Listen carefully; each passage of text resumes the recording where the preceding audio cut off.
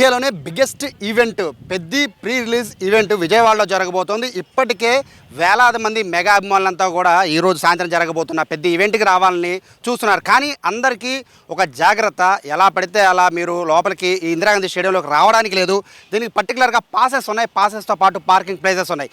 తెలుసుకోకుండా వస్తే మాత్రం ఖచ్చితంగా ఇబ్బంది పడతారు, మిగిలిన వాళ్ళని ఇబ్బంది పెడతారు. పాస్ ఉంటే తప్ప ఎవరు కూడా స్టేడియంలోకి అడుగు పెట్టొద్దని చెప్తున్నారు. పాస్ లేకపోతే మాత్రం వెనక్కి పంపించేస్తూ ఉంటారు. కానీ వచ్చే వాళ్ళకి ఇబ్బంది కలగకుండా ఉండాలంటే పాస్ ఉంటేనే రమ్మన్నారు. దాదాపుకి ఇప్పటికే వివిఐపి, ఎంవిఐపి, సెలబ్రిటీ అని పాసెస్ ఉన్నాయి కాబట్టి అవి ఉంటేనే లోపలికి రావాల్సిన పరిస్థితి ఉంటుంది. ఇప్పటికే ట్రాఫిక్ సంబంధించిన డైవర్షన్ కూడా చేశారు. మండే కావడంతో హెవీ ట్రాఫిక్ విజువల్ ఉంటుంది. బట్ ట్రాఫిక్ డైవర్షన్స్ చేసేశారు.